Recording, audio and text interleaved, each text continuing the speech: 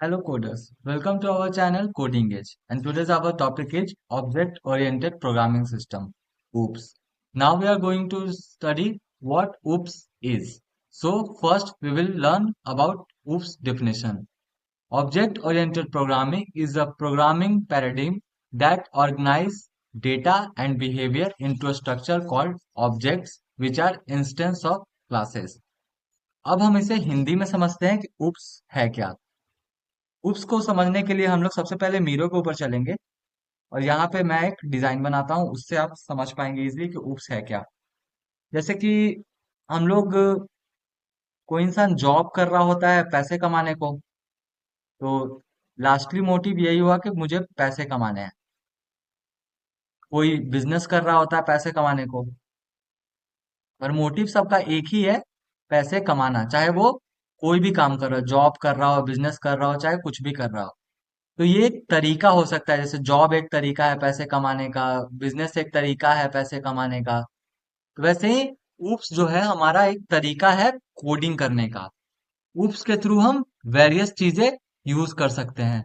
तो अब हम लोग देखते हैं, जैसे हम लोग क्लासेस बनाते हैं, ऑब्जेक्ट बनाते हैं, और फिर हम डिफरेंट डिफरेंट टाइप के फीचर्स भी होते हैं ऊप्स के। तो सबसे पहले हम लोग देखते हैं कि हम लोग यूज क्यों करते हैं। तो फर्स्ट चीज आता है हमारा, जो कि है code usability. By using inheritance, developer can reuse existing code for new functionality. So, oops का एक फीचर है हमारा जो कि है इनहेरिटेंस। इसमें एक क्लास में हमारा कोड होता है और हम लोग दोबारा उस कोड को लिखे बिना बस उसको इनहेरिट करते हैं और उसके कोड को यूज कर सकते हैं। तो ये हमारा कोड यूजेबिलिटी को इजी कर देता है और हमें बार बार एक ही चीज को नहीं लिखना होता। अगर मुझे 5 क्लास में काम है एक ही चीज का, तो मैं 5 जगह उस क्लास को इनहेरिट कर लूंगा और मैं चीजें आसानी से उसे रीच कर सकता हूँ अपने क्लास में। सेकंड आता है हमारा जो कि है डेटा सिक्योरिटी। जो हमारा सेकंड फीचर होगा वो होगा encapsulation. Encapsulation hide the internal state of an object and provide control access through method.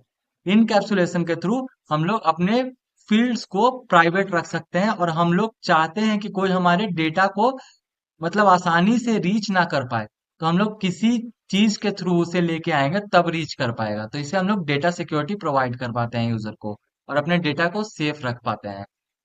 Third is real world modelling.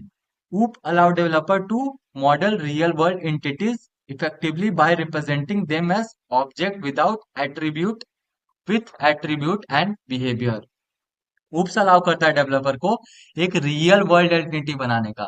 जैसे कि मैं एक इंसान के लिए पर्सन क्लास बना सकता हूँ और उसमें मैं कुछ रियल वर्ल्ड मैन बना सकता हूँ, वुमेन बना सकता हूँ, उसके ऑब्जेक्ट्स हो सकते हैं बहुत सारे।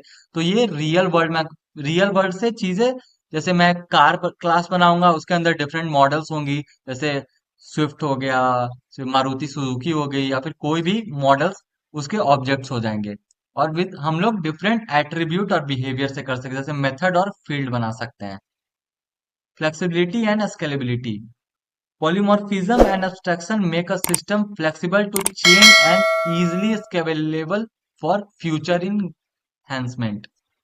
पॉलीमॉर्फिज्म हमारा एक फीचर है और एब्स्ट्रैक्शन भी हमारा फीचर है, जो कि हमारा सिस्टम को फ्लेक्सिबल बनाता है ताकि हम आगे चल के इजिली स्केल कर पाए। हमारा सिस्टम अगर अगर हम कोई चीजें अपडेट करना चाहते हैं तो हम लोग इजिली अपडेट कर पाए या ऐड कर पाए। Fifth one is ease of maintenance. Modular and reusable code structure simplify maintenance and updates of the software. Reusable code structure simplify करता है मेंटेन और अपडेट करने के लिए सॉफ्टवेयर को। जैसे अगर हम किसी भी सॉफ्टवेयर को हम लोग यूज करते हैं तो उसमें रेगुलर बेसिस पे अपडेट्स आते रहते हैं। तो हम लोग अगर ऊप्स का यूज करते हैं तो हमारा कोड का स्ट्रक्चर बहुत इजीली अंडरस्टैंडेबल होता है। तो हम लोग इजीली अंडरस्टैंड कर पाते हैं कोड को और उसको स्ट्रक्चर को समझ के उसमें इजीली चीजें ऐड कर पाते हैं। तो इससे हमारा मेंटेनेंस भी इजीली हो जाता है और अपडेट्स जो आने वाले थे वो भी हम लोग इजीली कर पाते हैं। अब हम लोग देखते हैं की feature of object oriented programming. First is class. तो क्लास हमारा एक रियल वर्ल्ड एंटिटी है जिसके से थ्रू हम लोग, जैसे अब हम लोग पिछले क्लासेस में भी देख रहे थे कि हमने एक क्लास बनाया था और उसमें हम लोग चीजें परफॉर्म कर रहे थे। वैसे ही हम लोग क्लास बनाएंगे, क्लास में हमारे मेथड्स होंगे, फील्ड्स होंगे, तो हम लोग उसको रीच करने के लिए ऑब्जेक्ट बनाते हैं। तो सेकंड वन इज हमारा ऑब्जेक्ट है वो। तो हम लोग उसको चीजों को नेक्स्ट क्लास में यूज नहीं करने के लिए या फिर अपने क्लास में यूज करने, तो हम ऑब्जेक्ट बना के इजिली यूज कर सकते हैं। Third one is encapsulation. Encapsulation हम लोग को अचीव करवाता है डेटा सिक्योरिटी। हम लोग के फील्ड्स जो होते हैं वो प्राइवेट होते हैं, और हम लोग नहीं चाहते कि कोई भी यूजर आके इजीली उसे एक्सेस कर पाए।